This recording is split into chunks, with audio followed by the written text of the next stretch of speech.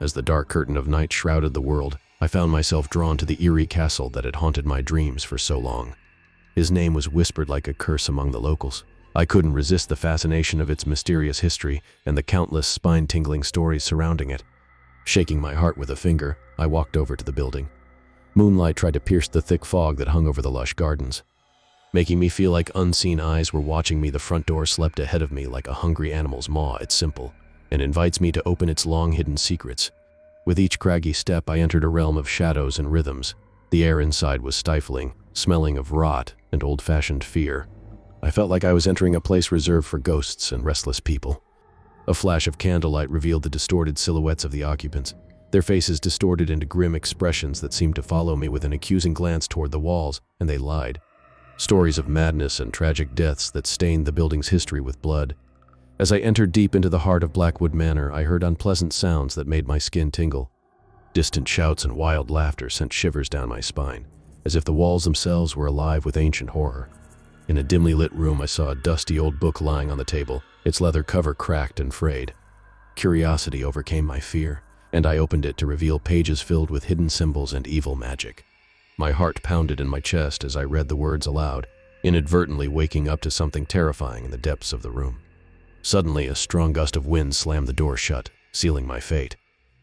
Fear went down my neck as I realized I wasn't alone. Cold fingers brushed my skin, icy whispers ringing in my ears, teasing me, feeding my fears. My flashlight flashed, casting dancing shadows on the walls which seemed alive with haunting images. Their hollow eyes pierced my soul, and I could feel an unseen force pulling me deeper into the building's eerie embrace. In a desperate attempt to escape, I ran through maze-like corridors, each turn taking me to a new dark abyss. Time lost its meaning, and I was caught in an endless nightmare where the line between reality and illusion blurred. As I stumbled up the worn stairs, the building seemed to sigh evilly. My heart pounded with fear, and I knew I'd become another prisoner in the terror trap of the building. Blackwood Manor welcomed me, joining the long list of lost souls who dared enter its cursed realm.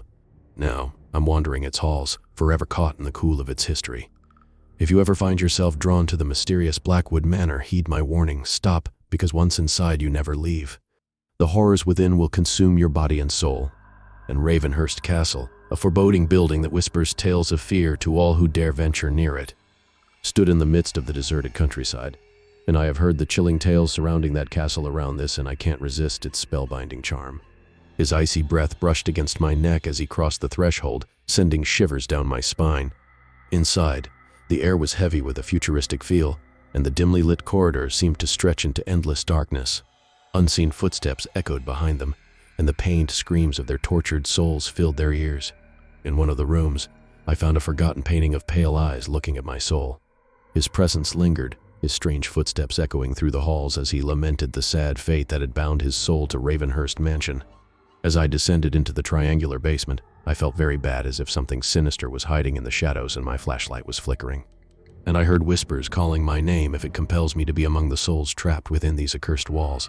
In a moment of panic, the walls seemed to encircle me, swallowing me in cold. I struggled to find a way out, but there seemed no way to escape the building, its dark secrets now a permanent burden. To this day, I can still hear the ghostly screams and feel the strange presence that haunts me from my visit to Ravenhurst Building Town. It's an ominous reminder that certain doors should never be opened, and that a secret should always be kept in the shadows. Greenwood Manor, once a grand residence, now lost to time, stands like a ghost watcher on the edge of a forgotten city. His name was full of darkness, and he was said to be the gateway to the spiritual world where evil creatures roam freely. As I entered, I was received by a cool breeze that held the mournful cries of the souls of the victims. The walls seemed to shake with deadly energy, and I felt like an unseen presence watching my every move. On the floor in one of the rooms was an old torn diary, its inky pages filled with the despairing writings of the suffering soul. I couldn't help but read the notes aloud, unknowingly inviting the spirits of Greenwood Manor to make their presence known. As I climbed the main stairs, an invisible force grabbed my ankles and pulled me into the unseen abyss. I panicked, struggling to break free, but the evil of the room held me.